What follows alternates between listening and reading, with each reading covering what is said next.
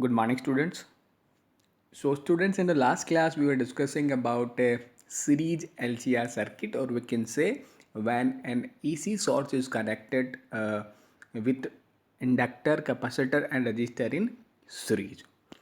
तो बेसिकली भी उसको हम आगे और कंटिन्यू करने वाले हैं, उसमें रेजोनेंस वगैरह ये सब डिस्कस करने वाले हैं. बट बिफोर दैट हम एक न्यूमेरिकल डिस्कस कर लेते हैं. जैसा कि हमने सभी जब LR सर्किट पढ़ा था या फिर उसके बाद CR सर्किट पढ़ा था, उन सभी के लिए हमने एक न्यूमेरिकल ऐसा डिस्कस किया था. तो इस न्यूमेरिकल में क्या होगा, जो भी हमने वहाँ पे अगर ये न्यूमेरिकल हो जाता है मतलब आपने वो अच्छे से समझा हुआ है. क्लियर है. ये सभी का एक निचोड़ या फिर सब कुछ इसमें पूछा जाएगा जो इनमें था.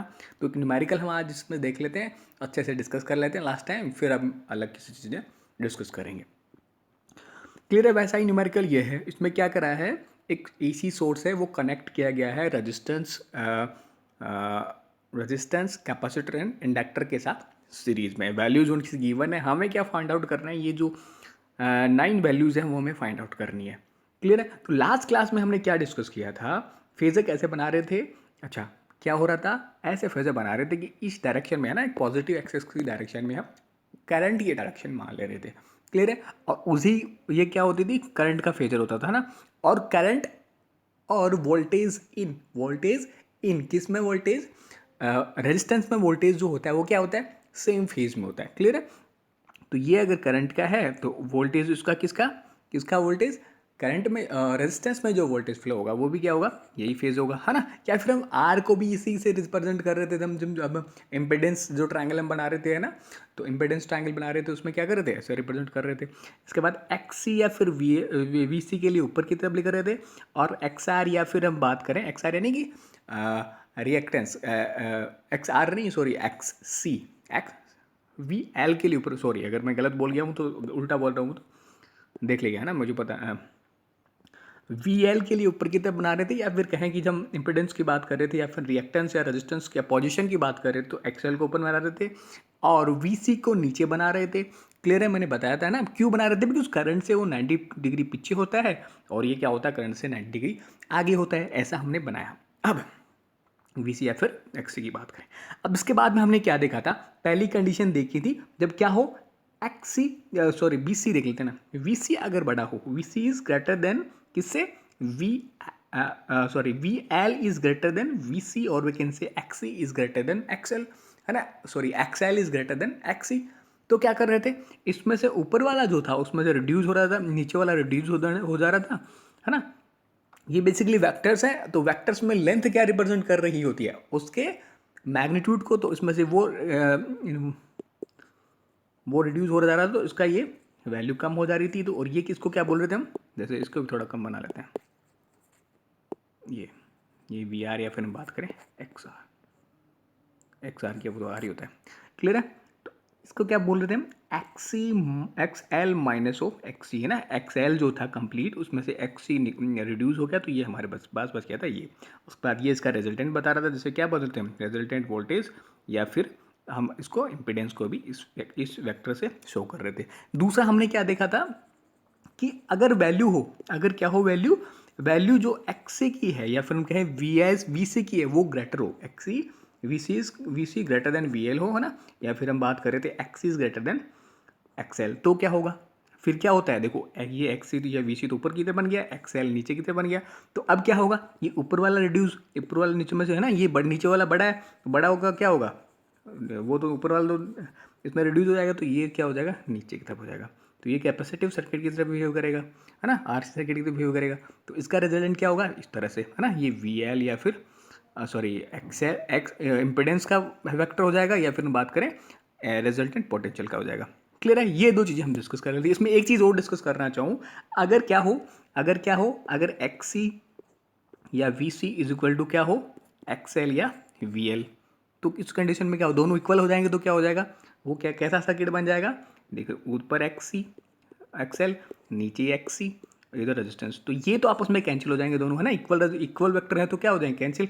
तो वो क्या बन जाएगा, प्योर रेजिस्टिव सर्किट बन जाएगा. इस बात का ध्यान रख सकते हो ना, प्योर क्या बन जाएगा, प्योर रेजिस्टिव AC सर्किट बन जाएगा. क्लियर है बात. अब आगे हमारे क्वेश्चन को डिस्कस कर रहे हैं. पहले हमें क्या निकाला, E0. देखो E0 तो हमें देखना, ये पोटेंशियल के लिए जो इक्वेशन गिवन है इसका मतलब क्या है कि किसी टाइम टी के लिए पोटेंशियल है। तो इसमें एम्पलीट्यूड क्या होगा, ई नॉट मतलब उसका एम्पलीट्यूड या मैक्सिमम वैल्यू तो 20 आ गई। ये तो क्या आ गई, 20 आ गई। अब ई आर एम एस कैसे निकालती हो, हम बार बार निकाल चुके हैं, अभी तक आपको समझ आ गई होगी। E not by of √2, E not क्या आ गया 20 √2। अब इसको सॉल्व कैसे करोगे, ऊपर नीचे √2 से मल्टीप्लाई करो। तो √2 से √2 मल्टीप्लाई होगा तो नीचे क्या बन गया 2, और ऊपर क्या है 20 √2। तो 2 से 20 कितनी बार कैंसिल होगा 10 टाइम्स, तो 10 √2 ये आंसर आ गया। क्लियर है। जेड की बात करो, है ना, देखो नीचे हमने लिखा हुआ है, ये ई नोट आ गया, ये ई आर एम एस आ गया। अब जेड की बात करो, जेड के लिए क्या करो, जैसे हमने फेजेंट बनाए थे, अभी मैंने जो रिवाइज किया, रिकेप किया थोड़ा सा, वैसे देखो R3 है, आर देखो डायग्राम में देखो 3 गिवन है, 3 ओम, R3 ओम गिवन है। एक्सी कितना गिवन हो, एक्सी को एक्सएल कितना गिवन है, एक्सएल को ऊपर की तरफ लिखते हैं ना, क्यों, बिकॉज ये क्या होता है, ये करंट का होता है या फिर रेजिस्टेंस का होता है, करंट से 90 डिग्री ओवर होता है। ये सब हम डिस्कस कर चुके हैं। अगर ये चीज़ें समझ नहीं आ रही है इसका मतलब ये है कि आपने पीछे की चीज़ों को क्लियरिटी के साथ नहीं देखा। अगर आप पीछे की चीज़ों को क्लियरिटी के साथ देखे चलते हो आगे, जब भी हमें आगे पढ़ने में मजा आता है और हर चीज़ एक क्लियरिटी के साथ समझ आती है। तो आपको पीछे की चीज़ें क्लियर होनी ही चाहिए। क्लियर है। ऑल राइट, नाउ ये ऊपर वाला 12 है, नीचे 16 है, तो ये क्या होगा, कैंसिल होंगे। तो कौन बड़ा, 16 बड़ा, कौन छोटा, 12 छोटा। तो क्या है इसमें, x is greater then XL, x is greater then XL. तो कैसे बन जाएगा कि एक तरह से RC वाला सर्किट बन जाएगा। और नीचे क्या बच गया, 16 में से 12 कैंसिल हो गया, तो नीचे क्या बच गया 4, इधर क्या है 3, है ना। यहाँ तक की कहानी खत्म करते हैं, इसको कैंसिल कर देते हैं। ऑल राइट, तो ये R तो कितना आ गया 3, और ये कितना है 4। क्लियर है बात। अच्छा, तो अब क्या करोगे, रिजल्टेंट निकालना है। जेड रिजल्टेंट निकालने के लिए क्या करोगे, क्या करते हैं इसमें से, √3² + 4²। क्यों करते हैं बार बार मैं बता चुका हूँ। तो क्या आ जाएगा 5 आ जाएगा, क्या आ जाएगा 5 आ जाएगा। तो जेड हमारा क्या आ गया 5 आ गया। अच्छा, यहाँ से ये भी देख सकते हैं कि वोल्टेज और करंट में, ये तो किसका होता है, करंट वाला होता है जिधर आर होता है, और ये जो फाइनल हमारा इंपेडेंस निकलता है वो किसकी डायरेक्शन होती है, वोल्टेज की, है ना। और यहाँ पे अगर एंगल निकालने की कोशिश करो, कितना एंगल है मैं बता चुका हूँ, एक बार फाइनल बता देता हूँ ना ये, क्योंकि इसको न्यूमेरिकल बार बार नहीं करेंगे। तो ये बताता हूँ, ये कैसे बनाओगे, tan phi की वैल्यू निकालो। ये सपोज करो ये फाई एंगल है, कैसे निकालो tan phi की वैल्यू। tan phi क्या होता है, परपेंडिकुलर अपॉन बेस। परपेंडिकुलर कहाँ क्या है यहाँ पे, ये वाला 4 बाई ऑफ। देखो परपेंडिकुलर क्या होता है, जिस एंगल की बात कर रहे होते हैं उसके सामने वाला परपेंडिकुलर होता है। क्लियर है। अच्छा, बेस क्या होता है, जो एंगल और 90 डिग्री को ले रहा होता है, ये 3। तो 4/3। अब 4/3 tan phi में किसकी वैल्यू होती है, tan की किस वैल्यू की, किस डिग्री की वैल्यू कितना 4/3 होती है, 53। ये बात अगर एक बार फिर बता देता हूँ ना, देखो जल्दी से निकालना।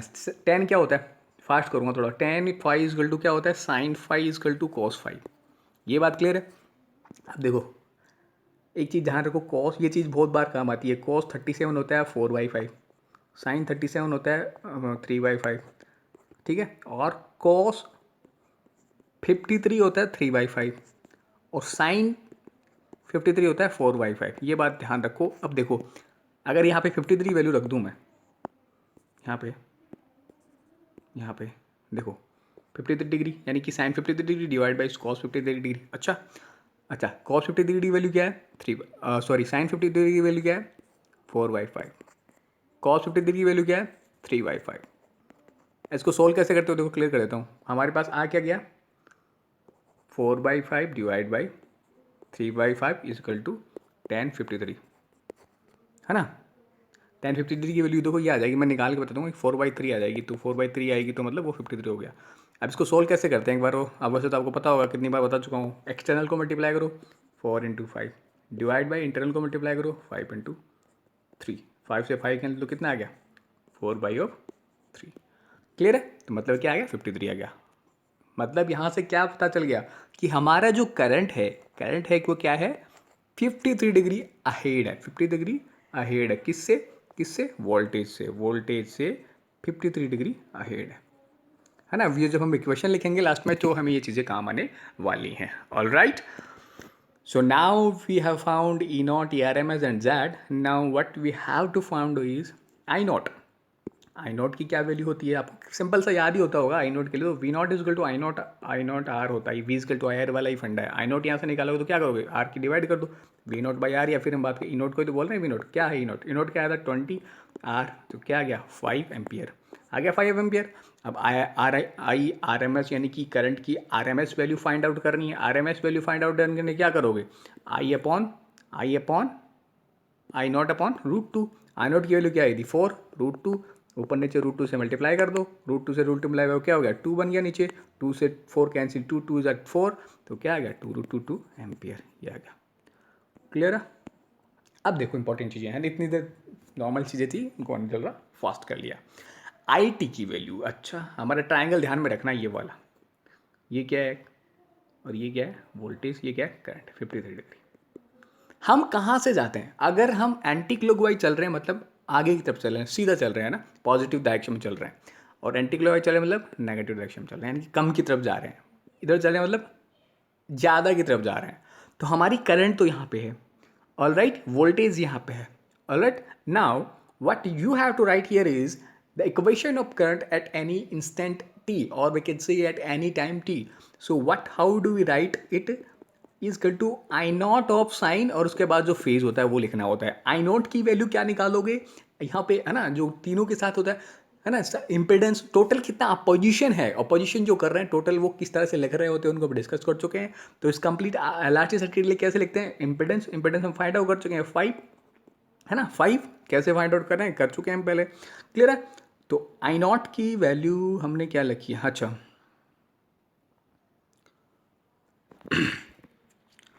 4 आई नॉट, अच्छा 4 फाइंड आउट करिए, ऊपर आई नॉट की वैल्यू हमने फाइंड आउट करी है, ऊपर देखो 4 है वो, आई नॉट की वैल्यू, आई नॉट की value, where is I nought, which one is I nought, और फोर्थ, हाँ 4 एम्पियर है ना, फोर्थ में देखो 4 का solution, all right. So I not, अब साइन ओमेगा टी ये किसके लिखा हुआ है, वोल्टेज के लिए, वोल्टेज के लिए। हमारी करंट क्या है 53 डिग्री अहेड है ना, 53 डिग्री आगे है, तो क्या करोगे, वोल्टेज का जो फेज था उसमें क्या होगा 53 डिग्री ऐड हो जाएगा, क्या हो जाएगा, ऐड हो जाएगा, तो ये ऐड हो गया, क्लियर है बात। अब हम फाइंड आउट करने की सोच रहे हैं किसकी, वोल्टेज की, किसी इंस्टेंस टी पे, किसी टाइम टी पे वोल्टेज किसके लिए, करंट के लिए, सॉरी रेजिस्टेंस के लिए। कैसे लिखोगे, कैसे लिखते हैं, वी आर ओनली रेजिस्टेंस के लिखोगे तो क्या लिखोगे, जैसे हमने करंट के लिए लिखा, क्या लिखा, आई नॉट, तो आई नॉट जब कंप्लीट के लिए लिख रहे हो तो जेड इम्पिडेंस लिख रहे हो, लेकिन जब पर्टिकुलर के लिख रहे हो, पर्टिकुलर के लिए लिख रहे हो, यानी कि रेजिस्टेंस के लिए लिख रहे हो, या फिर कैपेसिटेंस के लिए, या फिर इंडक्टेंस के लिए लिख रहे हो, तो क्या करोगे, इसके लिए तो क्या करोगे, V is equal to I nought, V is equal to I nought R, और साइन फिर जो भी उसका फेज है वो। अच्छा रेजिस्टेंस के लिए फेज क्या होता है, as same as for current, जो करंट के लिए होता है वही फेज क्या होता है रेजिस्टेंस के लिए, तो वो तो ओमेगा टी बाई 30 आ गया, और आई नॉट की वैल्यू क्या है 4, आर की वैल्यू क्या है 3, clear, clear, okay. Now V L के लिख लो, वी एल के लिए कैसे लिखोगे, वी ना I not X L sine of omega T, ये तो कॉस का, अब ये फेज के लिए कैसे लिखोगे, प्लस माइनस जो भी देखना है, पहले यहाँ पे देखते हैं आई नॉट की वैल्यू 4 है, एक्स एल की वैल्यू 16 है, गिवन है ये, तो साइन, अब इसके लिए फीस कैसे लिखोगे, हमें क्या पता है कि इंडक्टर में क्या होता है, इंडक्टर में क्या होता है, अरे किसके लिए लिख रहे हैं ये हम कैपेसिटेंस के लिए लिख रहे हैं ना, सी है ये, क्लियर है, सी है, ठीक है ना, ये किसके लिए लिख रहे हैं, सी के लिए ना, तो ये एक्सी की वैल्यू किसके लिए दी हुई है 16, किसकी दी हुई है, एक्सी की दी हुई है, और ये एल और एल सी मैंने एक तरह से लिखा हुआ है, इसलिए मैंने सोचा ये एल का है, ये सी है, ठीक है। तो वी एल कैसे लिखोगे, आई नॉट एक्स सी साइन ओ, उसके बाद फेज देखते हैं, आई नॉट की वैल्यू 4 है, एक्स सी की वैल्यू 16 है, साइन और फेज कैसे देखोगे, कैपेसिटर में क्या होता है, पोटेंशियल लैग कर रहा होता है, क्या कर रहा होता है, लैग कर रहा होता है, कितनी डिग्री 90 डिग्री, किससे, करंट से, तो करंट का तो ये है ओमेगा टी प्लस 53, तो इससे 90 डिग्री पीछे होगा तो क्या लिखोगे -90, क्लियर है, all right. Similarly when we are writing the equation of potential at any time t for inductor, तो वो कैसे लिखोगे, इंडक्टर के लिए कैसे लिखते हैं, इंडक्टर के लिए लिखने के लिए क्या करोगे, क्या लिखते हैं, कैसे लिखते हो, V L T is equal to I nought into XL sine of, और उसके बाद फेज देख रहे होते हैं। आई नॉट की वैल्यू आपको पता है 4 है, एक्सएल की वैल्यू क्या है, हाँ रिएक्टिव इंडक्टिव रिएक्टेंस की वैल्यू क्या है 12, तो साइन, अब देखो करंट के लिए क्या है omega t plus 53। As we know कि इंडक्टर में क्या होता है, पोटेंशियल लीड कर रहा होता है कितने से 90 से, तो करंट से लीड कर रहा हो 90, तो ओमेगा टी प्लस 50 प्लस 90 यहाँ पे लिख दिया। बात क्लियर है?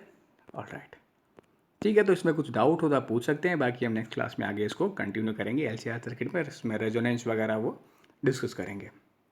क्लियर है? Alright, thanks.